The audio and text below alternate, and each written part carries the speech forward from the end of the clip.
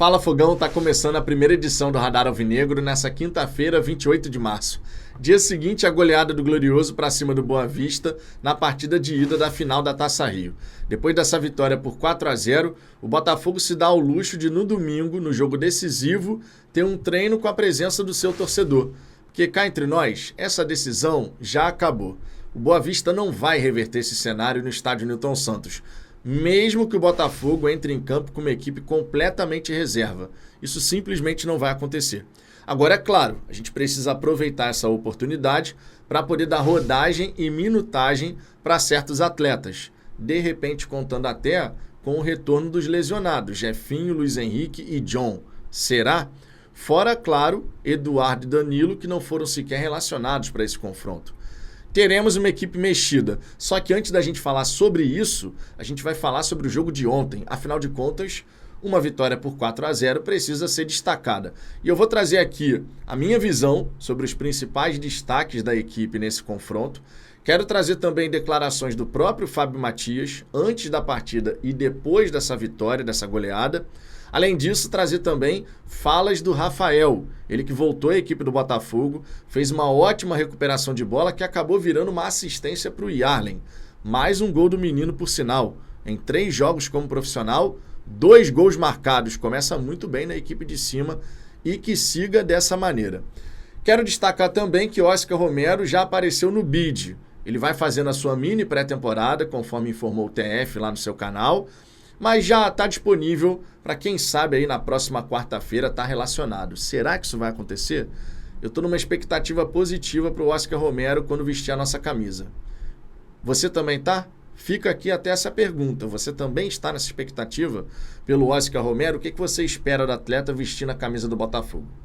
Só que antes da gente falar sobre todas essas questões aqui que são bem interessantes, eu te convido a deixar o seu like, a se inscrever aqui no canal. Sempre importante, passamos dos 43.500, vamos em busca dos 43.600, 700 e muito em breve os 44.000 serão uma realidade. Destaco, claro, a programação do dia de hoje. Além desse Radar Alvinegro, às 11 da manhã teremos um vídeo do Guilherme do Gigante Glorioso. Vai fazer uma participação aqui para passar um recadinho especial para a galera. A partir de 1h05 da tarde, eu e Maicon Martins, também do GG, estaremos juntos aqui no canal para poder fazer aquela tradicional live da hora do almoço. Às 18 horas, mais um vídeo, Radar Alvinegro, segunda edição. E às 22h05, eu e Ricardo Zambuja novamente, ao vivo, falando com a galera, trocando aquela ideia sobre o Botafogo. Você, claro, é nosso convidado em toda essa programação. Dito isso, vamos em frente, sem mais delongas, não é verdade? Ontem o Botafogo conquistou uma vitória muito boa. 4-0 com vários elementos para você poder até fazer mais. Então foi um bom placar, o Botafogo se comportou bem. O gramado, que era uma preocupação, na minha opinião, até que estava num bom estado, não estava em perfeitas condições, é verdade. Você percebia isso quando um atleta passava a bola para um companheiro e de vez em quando ela ia quicando, né? Ou naquele linguajar mais tradicional, a bola ia pererecando. Então isso de fato acontecia, mas dentro da possibilidade que a gente tinha antes do confronto, daquilo que a gente poderia imaginar, o gramado estava apresentável, dava para jogar futebol. E o Botafogo soube jogar futebol lá em Bacaxá. Primeiro tempo mais amarrado, mas depois que o Botafogo fez o segundo gol, a coisa começou a ficar mais tranquila. Tiquinho Soares voltou a balançar as redes 2 vezes no mesmo jogo. Isso já não acontecia há bastante tempo. E é sempre importante para o centroavante estar fazendo gol. E olha, 2 gols onde Tiquinho Soares só precisou dar um toque na bola. A gente sabe que Tiquinho Soares é um centroavante construtor. Ele sai bastante da grande área, especialmente caindo ali pelo lado esquerdo, justamente para poder abrir espaço, para poder participar dessa fase de construção.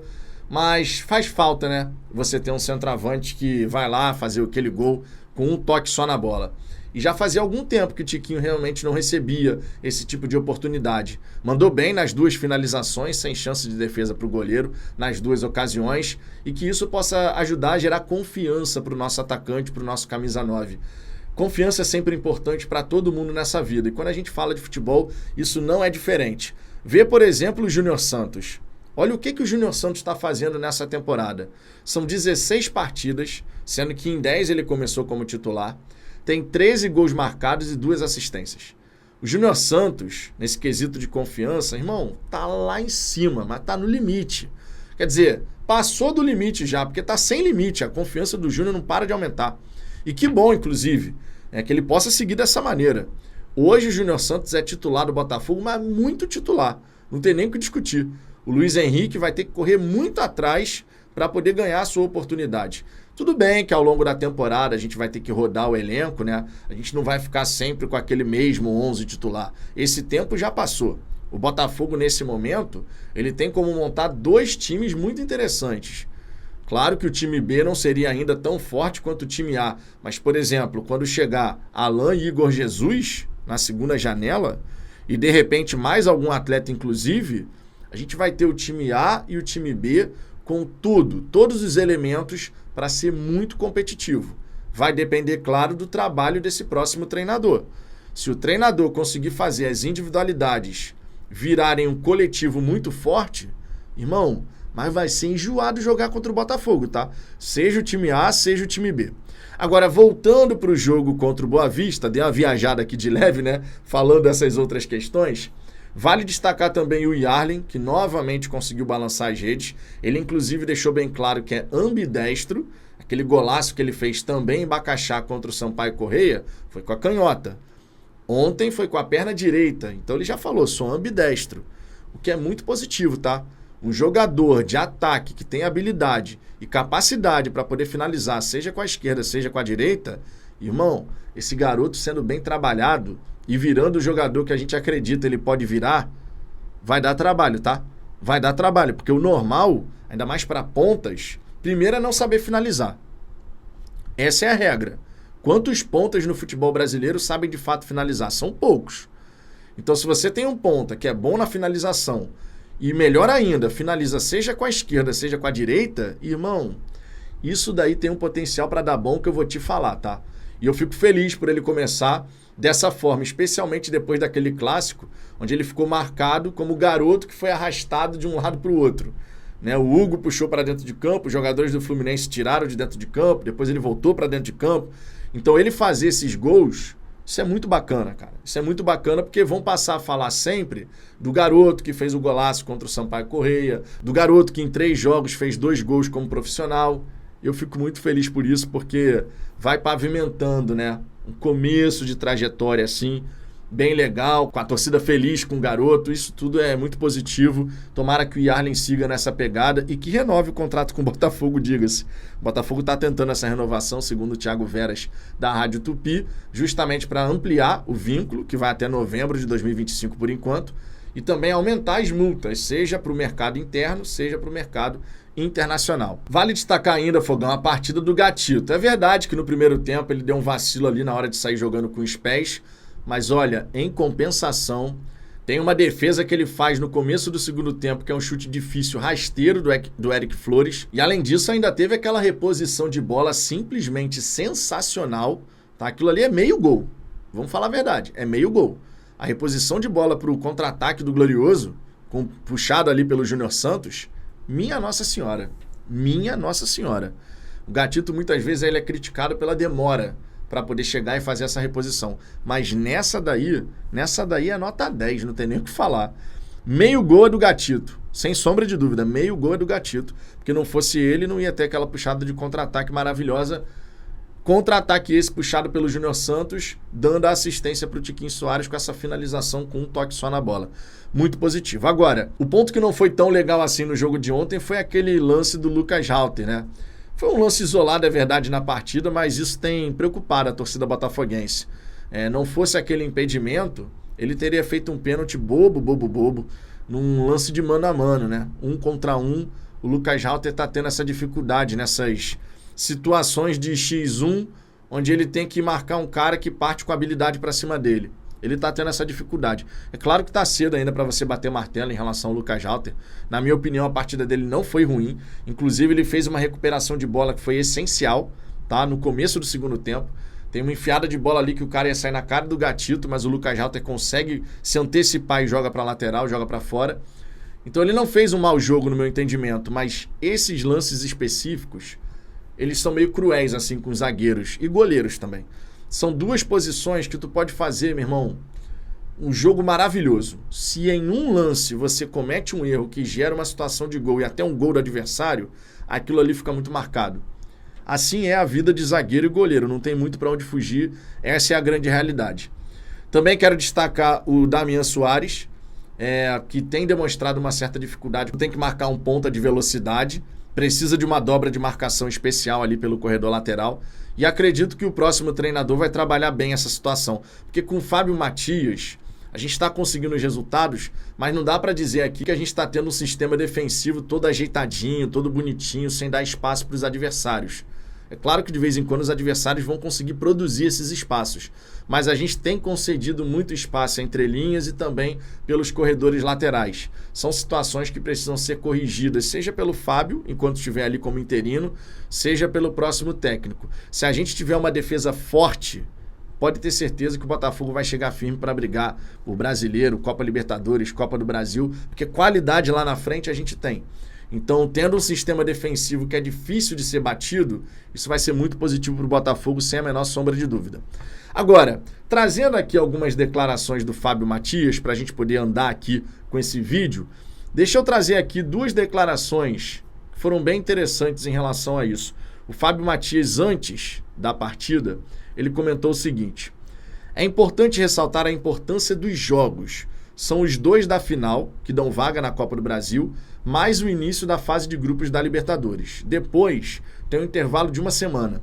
Fizemos a opção, junto com o Boa Vista, de trazer jogos para mais cedo, para ser preparação para a Libertadores, mas tem muita importância. Temos situações pontuais, jogadores que não estão por hoje, mas na questão de deixar esses caras inteiros para começar domingo ou até mesmo quarta-feira. Estamos com praticamente todo o grupo retornando, pós-data FIFA, para estar apto para jogos de domingo e quarta. E ele resolveu colocar a maioria dos titulares nesse confronto. No domingo, certamente, ele vai inverter essa lógica, até pelo placar que foi construído nessa quarta-feira. Está muito alinhado àquilo que eu esperava ver. Eu realmente esperava ver o Fábio Matias colocando vários atletas titulares em campo. E foi o que ele acabou fazendo. Questão de ritmo de jogo, conforme eu falei aqui várias vezes no canal, é importante, não tem como você ignorar isso. Agora, em relação ao pós-jogo, o Fábio Matias, ele falou o seguinte: ele evita ficar muito ligado a essas especulações de quem vai ser o novo técnico do Botafogo. Não olhe Instagram e redes sociais há 15 dias para não gerar comentários. Sou funcionário do Botafogo dentro do processo de construção, caso o clube opte em trazer alguém. Isso é um comentário que eu faço para os atletas. Enquanto eu estiver à frente, vamos trabalhar e pensar dessa forma. E os atletas compraram isso. Quando se tem essa via de 2 mãos, a gente dá continuidade a esse processo. Não tenho visto redes sociais porque elas podem poluir um pouco a nossa mente. Tenho trabalho para dar o melhor para o Botafogo. Se vier, ótimo, estaremos aqui para ajudar e oferecer o melhor. Se quiserem fixar, hoje a determinação é do clube. John é um cara acima da média, um gestor com uma mentalidade muito acima. Vamos focar, a estreia da Libertadores é fundamental. Esse tipo de pensamento do Fábio, cara, eu acho muito maneiro de verdade, porque ele entende o lugar dele nesse processo e, mais do que isso, ele não quer se deixar contaminar por eventuais pedidos de torcedores. Tem que efetivar o Fábio, porque isso realmente pode mexer e, de certa forma, influenciar naquilo que ele está fazendo. Eu gosto muito desse perfil do Fábio, por isso que eu acho que a gente não tem que efetivar ele ainda. É meio contraditório isso, é verdade. Mas eu não acho que a gente tem que efetivar ele ainda, porque a gente precisa trabalhar o Fábio para que ele possa, de fato, assumir e ficar no Botafogo depois de um longo período, sabe? Eu ainda prefiro a chegada de um treinador com mais experiência, com mais casca, para o Fábio poder fazer essa transição final. E aí, quando chegar o momento dele, ele ser efetivado e dar certo pra caramba, conforme, inclusive, está fazendo agora. Ainda é minha opinião em relação a essa situação do treinador. Agora, Fogão, uma última declaração que eu queria destacar aqui é do Rafael, cara. Ele ficou 8 meses se recuperando de uma lesão grave, voltou ontem, deu uma assistência para o Yarlen, e ele comentou o seguinte, olha só: foi difícil, quero agradecer a minha família toda, a Deus, ao psicólogo do clube, ao meu terapeuta, tenho que engrandecê-los. Agradeço aos médicos, fisioterapeutas e a todos os funcionários. Foi um momento muito difícil, superei. Espero ter o máximo de minutos para ajudar o Botafogo para conquistar um título e chegar o mais longe possível. Eu torço demais pro Rafael tá livre de lesões, cara. demais. E que essa disputa na lateral direita, irmão, ela fica acirradíssima. Porque isso vai ser bom para todo mundo. Eleva o nível de competição entre eles e quem sai ganhando com isso é a equipe. E todos nós, por consequência, também, né? Não tem jeito. Enfim, Fogão, quais são as suas impressões sobre esse jogo do Botafogo, essa goleada? E como você pensa que vai ser a montagem da equipe para domingo? Deixe seu comentário aqui embaixo, quero saber sua opinião. E claro, logo mais esteja novamente aqui no canal para poder acompanhar a nossa programação. Fechou? Um grande abraço e até a próxima.